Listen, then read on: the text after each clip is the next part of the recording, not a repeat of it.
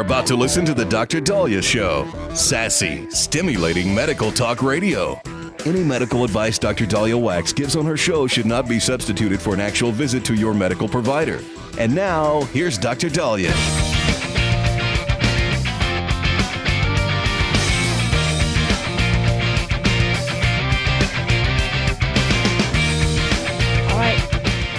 We are back on the Dr. Daliah Show. Thank you all for tuning in. 1-877 Dr. Daliah, 1-877 DOCDALI.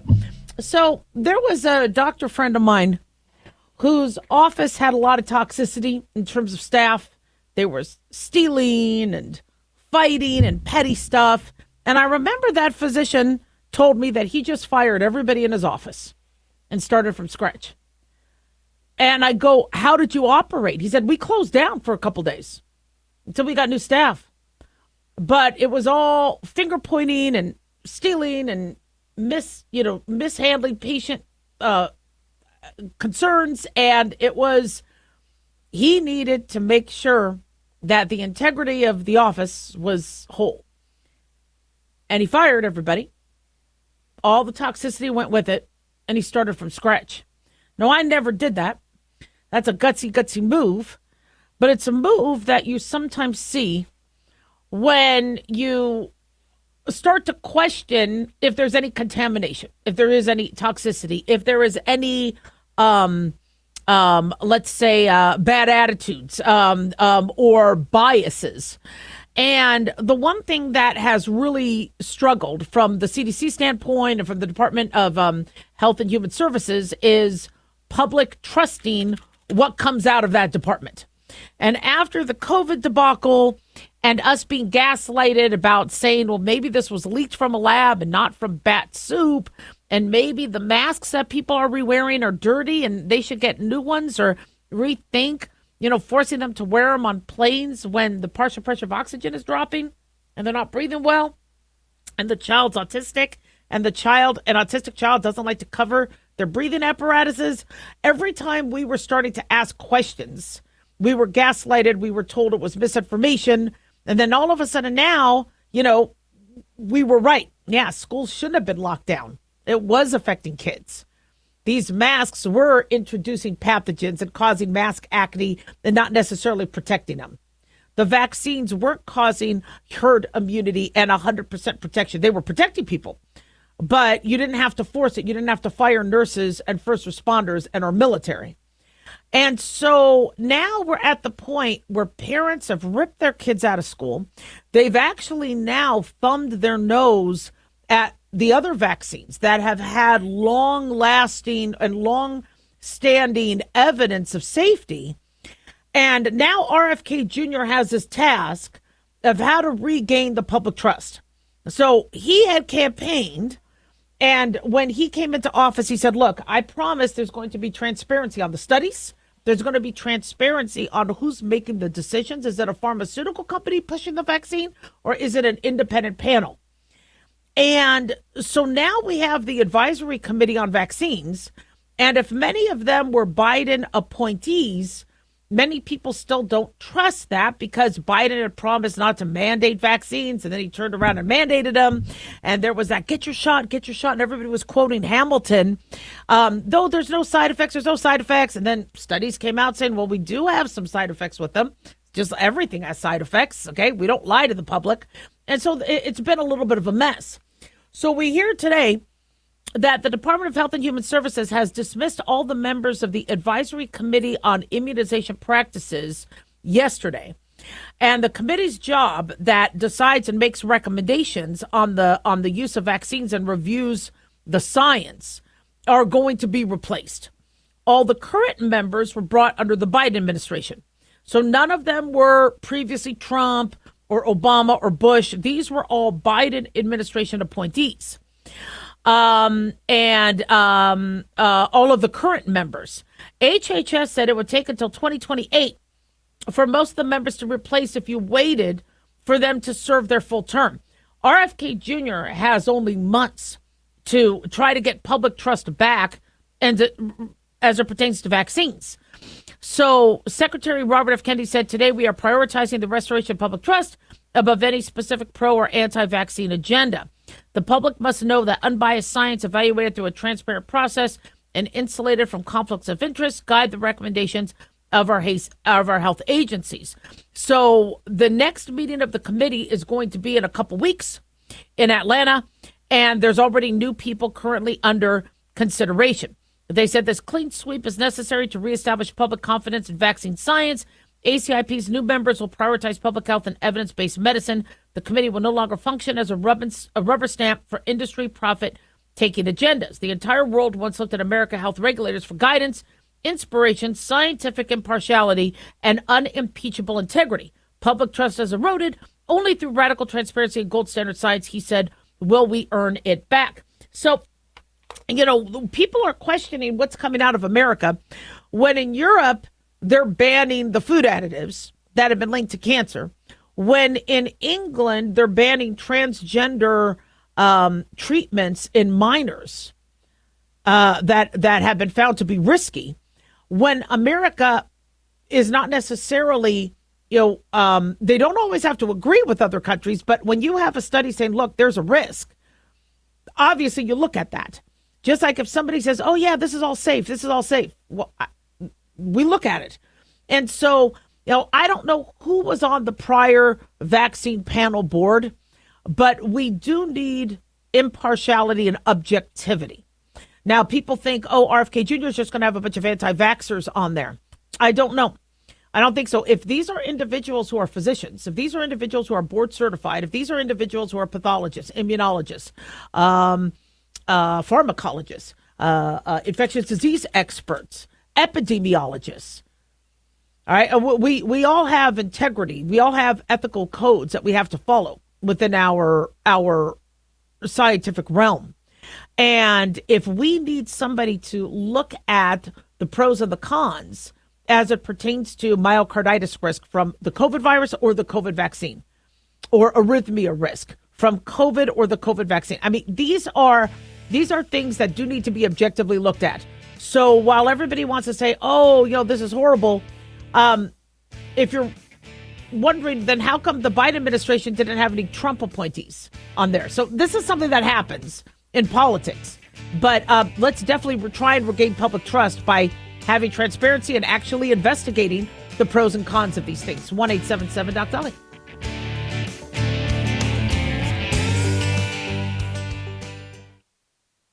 Have you ever thought you'd like to buy and sell houses but didn't know how or where to get the money? My name is Ron LeGrand, and over the past 40 years, I've bought over 3,000 houses without using my money or credit and taught thousands to do the same. Today, even in a virtual environment, we buy nice houses in nice neighborhoods using no banks, realtors, contractors, or other costly entanglements, and build huge cash flow and wealth without the hassle of tenants, all without credit and little or no money. You don't need a license or experience, and I'll show you exactly how it's done. Text FREE to 99-799, and I'll send you my free training. I promise you I'll change the way you think about real estate and open the door to a new lifestyle that doesn't involve risk or rehabs and can quickly replace your current income. Text FREE to 99-799 and let me show you how to take your life back and build cash flow and wealth from your home. That's FREE to 99-799. Again, FREE to 99-799. Hi guys, Dr. Daliah here. Addictions can sneak up on us and come in many forms. Whether it's drugs, alcohol, sex, video games, porn, or something less obvious such as food, internet, or shopping, addiction can seem innocent at first and then evolve into an insurmountable evil. In our book, Addiction Basics, Caitlin Kalikas and I dive into the common addictions and provide tips for identifying and preventing these before they sneak in and take over our lives. Addiction Basics can be found on Amazon or my website, drdaliah.com. Check it out.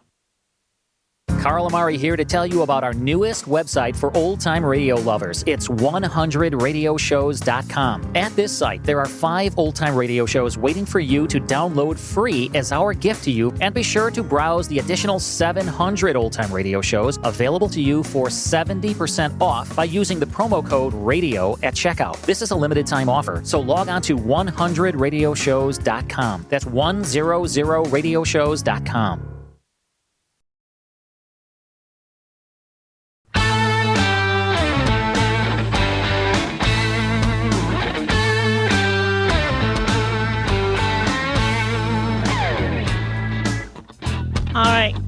We are back on the Dr. Daliah Show. Thank you all for tuning in. 1-877-DOC-DALI, 1-877-DOCDALI. Big thanks to Talk Media Network for making the show happen. Big thanks to Daniel, our producer. And big thanks to y'all for tuning in. We really do appreciate it. Don't forget to follow us on X or Twitter at Dr. Daliah, Facebook, The Dr. Daliah Show, and on YouTube, click like and subscribe. So I just don't like hypocrisy.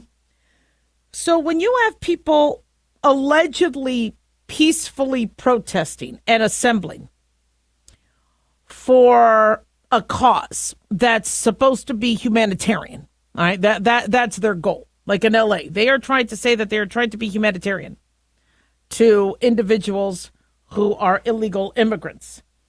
And then you see the looting, you see the rock and boulder throwing, you see the fires, the fireworks, and then now there's a body that's been found. What exactly is your cause?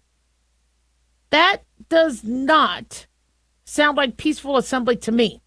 We're being told that a body was found on the scene of one of the Los Angeles riots last night or early this morning at 1:30 a.m. near a looted T-Mobile location.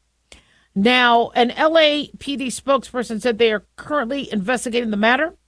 They're unsure if this was just a non-related either murder or somebody who might have been homeless and died versus actually related to the looting or to the riot. But this is ridiculous. And this has been going on how many days now? We also have seen footage of somebody from a truck donating gas masks and riot shields from their Ford F-150. So no doubt these are being funded and orchestrated externally. And, we had a police officer during the Black Lives Matter peaceful assemblies that eventually turned violent. We had a police officer shot in the head.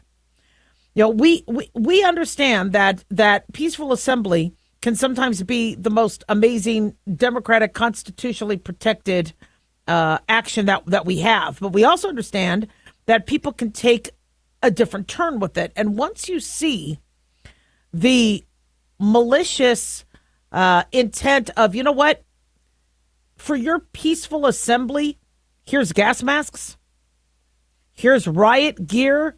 Come on, we're not stupid. This is planned. Local business owners are struggling. They're being looted. They have nothing to do with this. So President Donald Trump has deployed National Guard troops, from what we understand, another 2,000, another 700 Marines. And, this is obviously a powder keg. And you are not seeing leadership from California. You are not seeing leadership from community leaders, whether it's Governor Newsom or Karen Bass or any of the city council members, to calm this down. Now I saw an article of what started this, and so I guess these are some of the people who were arrested. Federal immigration authorities had, before the riots started, they had executed criminal arrest warrants at an LA business suspected of money laundering and customs fraud. The border czar Tom Homan revealed that federal law enforcement activity in the fashion district of downtown Los Angeles late last week was part of a multi-agency effort to serve 3 warrants at a local business believed to be involved in a slew of cross-border crimes.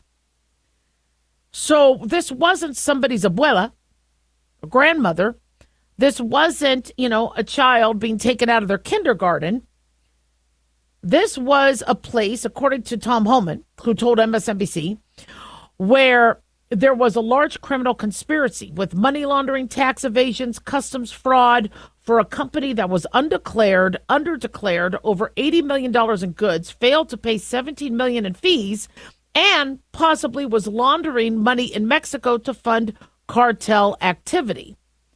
Now, this is exactly what the voters wanted to be, rooted out and sent away, back to their home country. Then who's protesting this? Is it the individuals that are laundering money? Is it the individuals involved in the cartel? What the heck is going on? Now, as a physician, we don't want to see any violence on the streets. We know how quickly things could turn. I spoke about how the evolution of a riot can very easily happen from peaceful assembly. Look at the peaceful assembly that happened, in Boulder, Colorado, where they were trying to raise awareness for the hostage victims. And then all of a sudden, some idiot decides to throw Molotov cocktails and set people on fire. So let's look at the evolution of how this happened. So the first stage of an organized protest, is the march, eloquently executed by Martin Luther King Jr., other civil rights leaders. You have a march, peaceful gathering, carry a message forward, marching through the streets and neighborhoods with signs, a powerful message of solidarity. The protesters could be silent.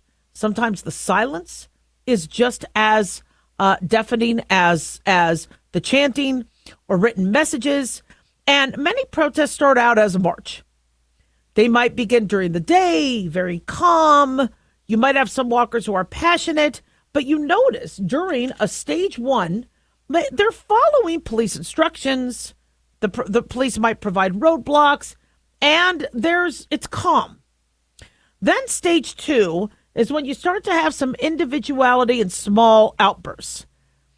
So some people might be like, I want to energize more people, or I want to get some street cred, or I want to get some social media cred. I want to be more demonstrative. So when the sun begins to set, you start to see some of that. And the protesters feel more is needed because they don't want to see people start to leave, people get bored, or they want to get some attention. They'll start to yell.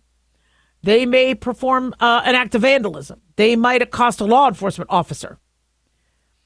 And if they're just few and far between, usually those could be extinguished. Either apathy, non-engagement by law enforcement, fellow protesters might say, no. Then stage three is the standstill, anger and provocation. As night falls and tensions begin to rise, some may begin to build more steam. You might see more angry outbursts. You have people try to egg other people on to engage others. They might start throwing objects, obscenities at law enforcement, vandalize cars, properties, accost others watching the protest or even involved in the protest. Now, the march is done at this point. Now there's a standstill, and protesters have a choice to make. Are they going to keep it peaceful and contain the flames, or are they going to allow chaos to ensue? Stage four is where there's loss of control, chaos, and the riot. Due to the risk of harm to themselves or others, law enforcement at this point needs to engage and control the crowds, the vandalism, the violence. This causes a cycle of more anger among the protesters. Both sides begin to step up their game. Some protesters see this as an opportunity to defy the law. Law enforcement is outnumbered. People might take advantage, going, well, we might as well loot. They broke that window. Let's go in and take something home. Loss of control by the protest organizers, law enforcement, and protesters themselves cause chaos. This is where people get hurt. This is where people could die. Interventions have to be made during stage 2 and 3. Organizers have to be in control. And they act like they're in control. But when outside forces or somebody with their F-150 is supplying gear to people, remember there was a woman whose child was handed during the Black Lives Matter protests. Her black son was handed a brick by a white person. And the mom stopped that car. It looked like a bunch of people from, I don't know, some academic, who knows, car of white students. And the black mom yelled and screamed at them saying, "You want to get my boy killed? You're passing out bricks so my boy could get killed?" She was furious, and good for her. But that's whether it's Antifa, who knows, it's frightening being in, a city that you love, a community that you love, a country that you love, to see people just want to have chaos. And maybe it's because then they have the opportunity to go and steal something. But if you're really doing this for the cause, if you are really anti, illegal criminal immigrants being deported, don't you think you're going to have a more humanitarian way to do this? No, it's a facade. 1-877 Doc Daliah.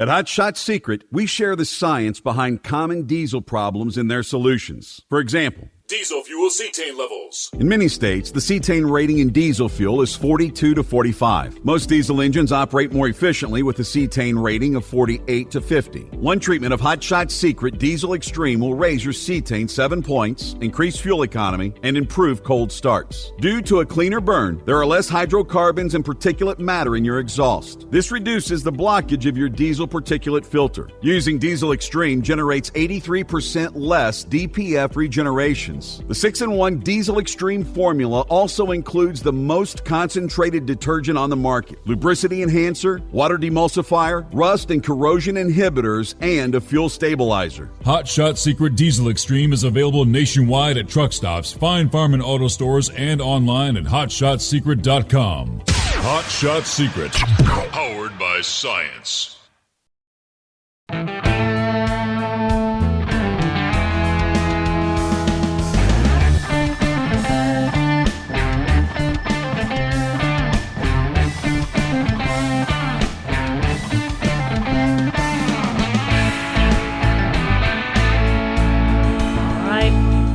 Back on the Dr. Daliah Show. Thank you all for tuning in. 1-877 Doc Dali, 1-877 DOCDALI. So to Ozempic or not to Ozempic, that is the question. Should you be on these weight loss drugs, yes or no? Well, it depends.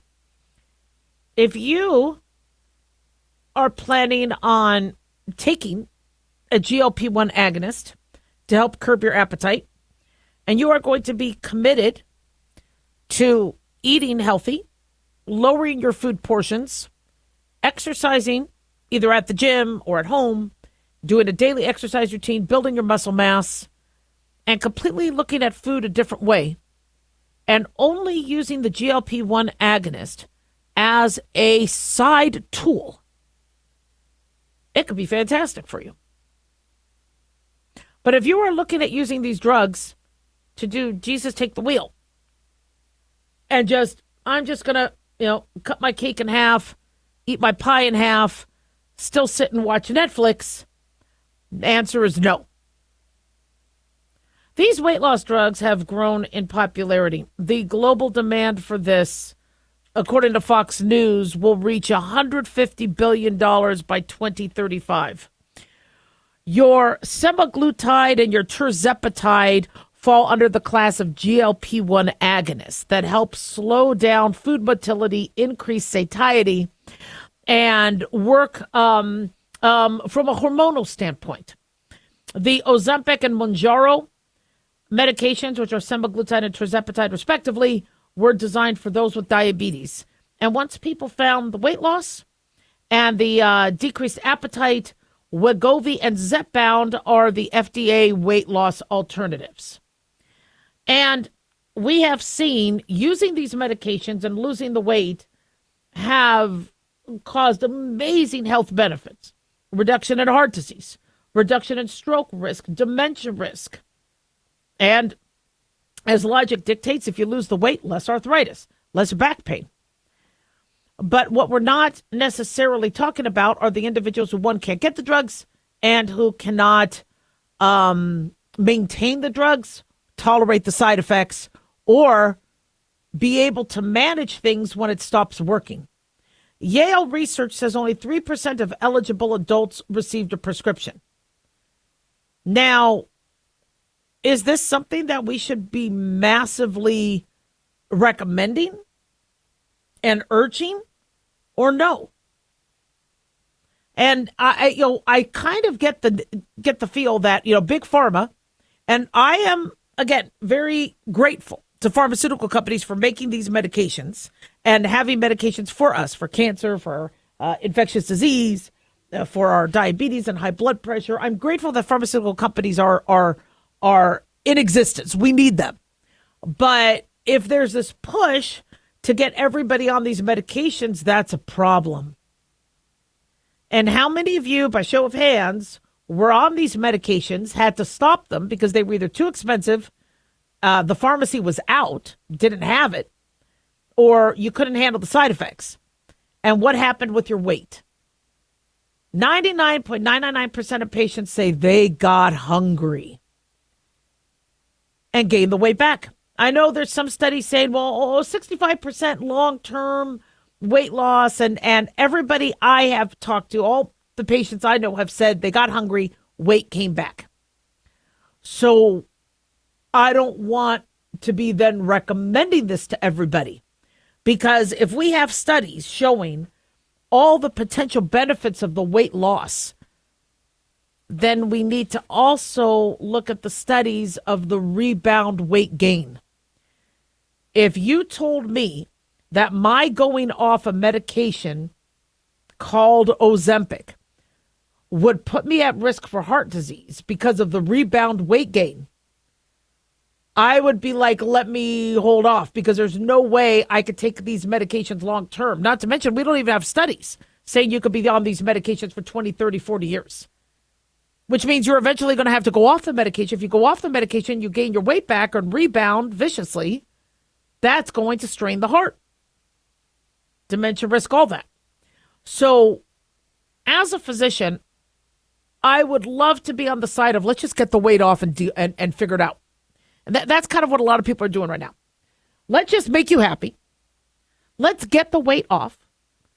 Let you get a taste of what skinny life feels like. And then hopefully you'll just do the right thing. There are a few people where that works, where they get so scared of gaining any weight back that they will be so rigid with their diet and their exercise regimen. But those are the people that will have success if they stuck to a rigid diet and exercise regimen while on the drugs. Those individuals who said, hey, let's go to Outback Steakhouse, but because I'm on the Ozempic, I'll just cut the meat in half, and I'll cut my bloomin' onion dose in half. You're not going to lose the weight long term. Absolutely not. You go home and say, I'm going to cut up some celery and carrots, maybe eat some avocado toast, maybe have an egg white frittata or a slice of salmon. You might have something there. So what concerns me is we keep hearing you'll lose your weight, you'll lose weight, you'll lose weight. But what nobody is seeing is what I'm seeing. So, for example, I have a family member who has diabetes. So they aren't even taking it for weight loss. They needed their Ozempic for diabetes. And when they go every month, when they go to the pharmacy says, sorry, we're out.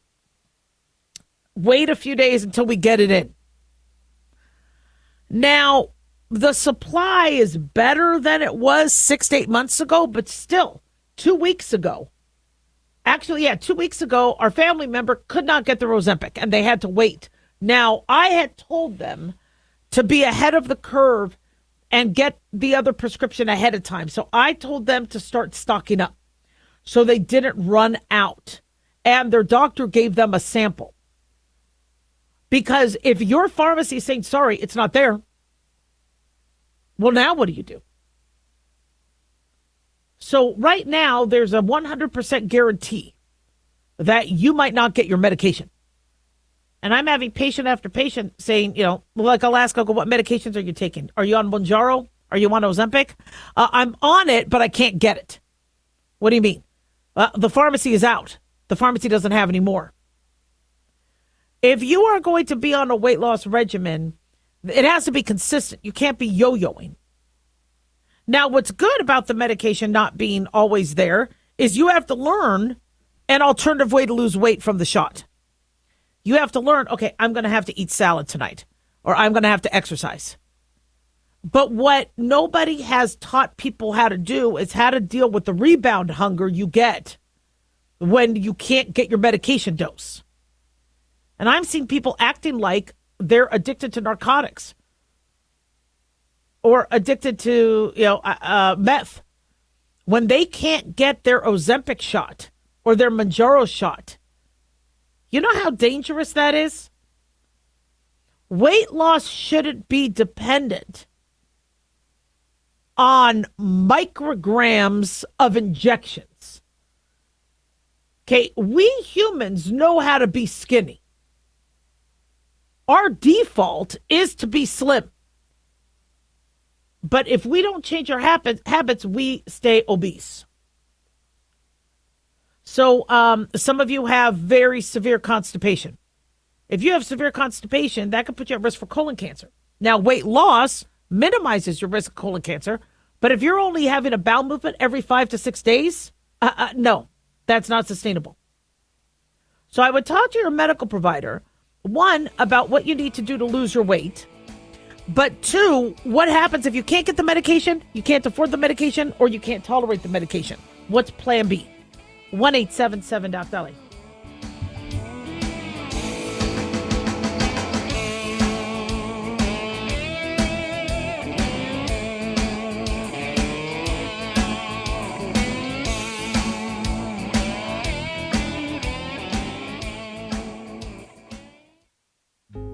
Hey guys, it's Clyde. We've had a lot of requests for Ground Zero merchandise, so we put together an online store with a big variety of high-quality items. I'm really excited to let you know about these things.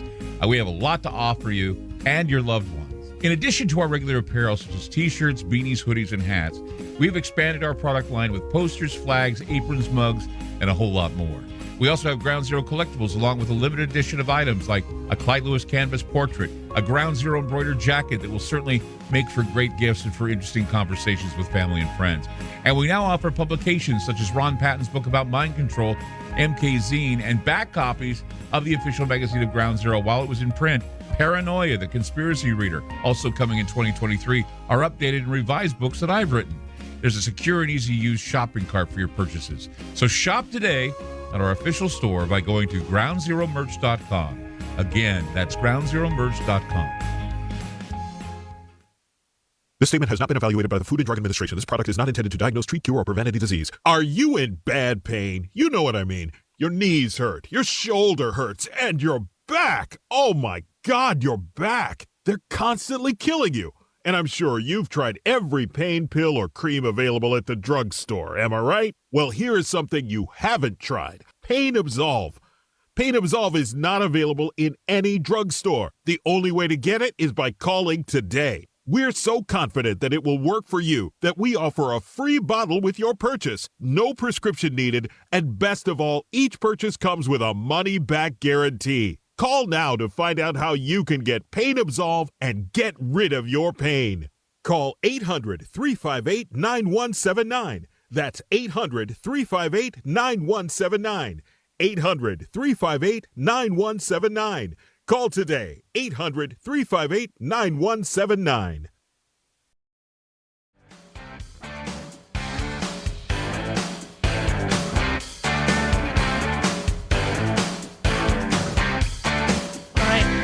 We are back on Dr. Daliah Show. Thank you all for tuning in. 1-877-Dr. 1-877-DOCDALI. When I heard that Greta Thunberg and her Freedom Flotilla was on their way to Gaza, I gasped. I'm like, okay, you know how dangerous that could be? And I was hoping that the IDF would be able to get to her ship in time to protect them. And they did. Now, I know the media is not commending them for that. They tried to say, oh, she was kidnapped, and but from what we understand, they were given sandwiches, water. You could actually see her smiling. There was none of the BS that people have been spewing. And then what Israel did, which was very smart, was educate. Have her see videos of the atrocities the crushed pelvises from the raping of children, the beheading of babies, the atrocities that Hamas did. And we're waiting to see her comments on that and what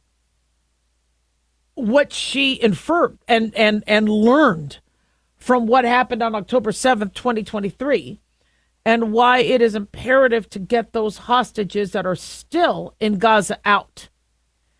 Now, I don't think we're going to hear from her anytime soon. I think she's, 22 years old? She's this climate activist who I think is starting to lose some of the wind and popularity because, many people are right now not, thinking that a lot of the climate change recommendations are working. And I think she needed to find another cause. And you would think her cause as a young woman would be, let's get these people out, especially since they're being raped and tortured most likely daily. But instead, it was on the side of Hamas.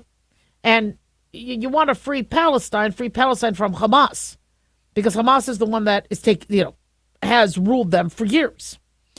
So now we're being told that she made it. She was safe. IDF protected her, and now she is being deported. A photo release shows her on a plane, on a flight back to Sweden, her home country. Now, many people have thought this stunt was ridiculous, that she should have never done that, not to mention put her flotilla of freedom fighters at risk like she did. And she was, taken care of well by the IDF. Again, their job is to protect anybody who could possibly get into the hands of Hamas. So, and then, of course, she is now going back home on a plane, which does not do much for the environment.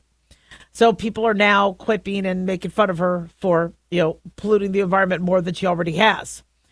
And so I would really like to hear from her. One, the empathy and the sympathy for the victims. Two, we could be productive in this. If celebrities want to help, spewing anti-Semitic rants and misinformation about the situation doesn't help. If I said this October 7th, I said this October 8th of 2023, I've said this every day. If you want the fighting to stop, get the hostages back. Every celebrity, every UN official, every country leader could have very easily said and helped get the hostages back. It would have been done by October 8th. Instead, let Hamas do what they're doing. They're hiding them in the tunnels. And so it's Israel has to go and get them back. I would want America to get the hostages that are American back. That's what you're supposed to do. And you have a terror group that decided to start a fight with Israel, murder 1,200, massacre, do horrible, atrocious things to innocent civilians, people at a peace concert, people at a kibbutz, and then they ran back and hid behind their women and children in schools and hospitals. And in fact, they have tunnels underneath these hospitals. Well, come on. October 7th, the night of October 7th, every country should have demanded the hostages come back and help. Instead, all you're seeing is, this is Israel's fault. And this, and you can't even demonstrate saying, can we get the hostages home without somebody throwing Molotov cocktails at you?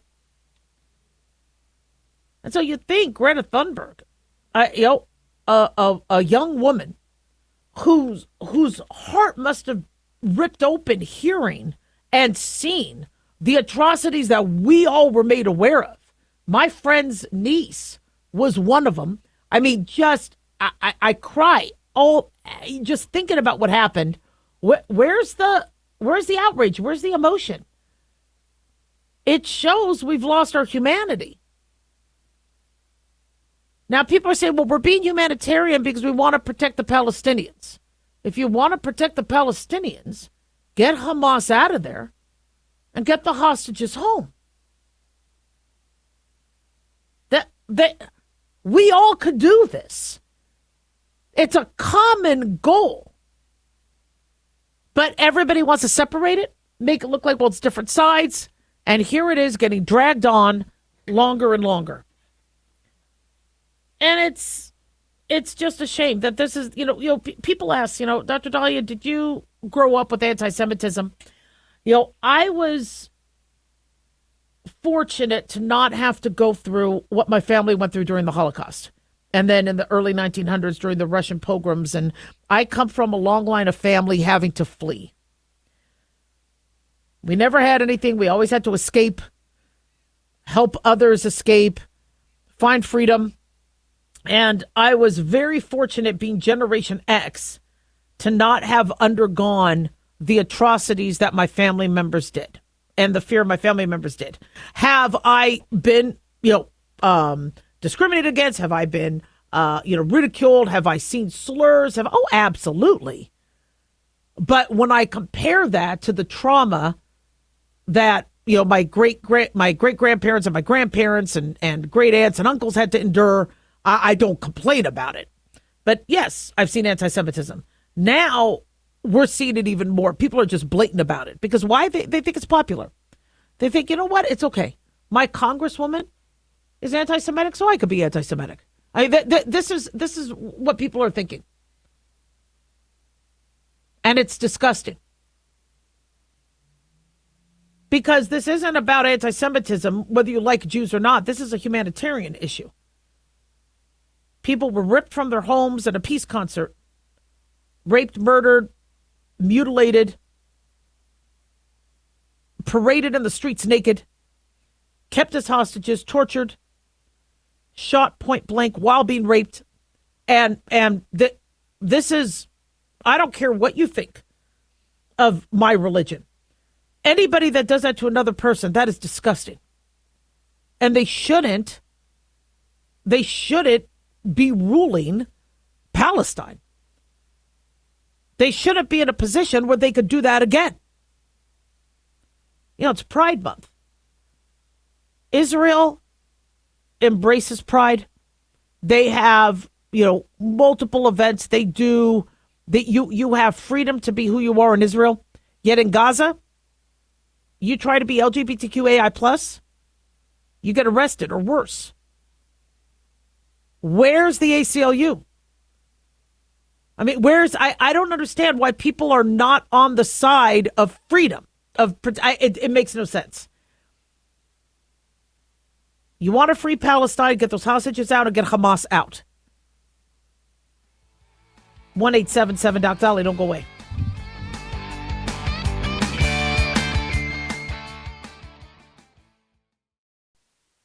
Much of neck and spinal pain is caused by the compression of spinal nerves, according to Dr. Jeff Fisher, an Irvine, California-based chiropractor with more than 30 years of experience. This compression can stem from a chronic condition, acute injury, or simply aging. Traction is the most effective way to relax, stretch, and decompress the spine and surrounding muscles and ligaments of the neck and back, Dr. Fisher explains. His inventions, the Fisher Traction Neck Device and Fisher Traction Low Back Device, safely separates bones to eliminate pain and restore function so the body can heal naturally. The Fisher Traction devices are designed to restore the natural curves of the neck and back and gently induce hydration and motion into the spine with the use of a release strap. The devices are convenient and easy to use in the comfort of your home, and Dr. Fisher's series of YouTube videos provides helpful videos and detailed instructions. For more information, visit FisherTraction.com.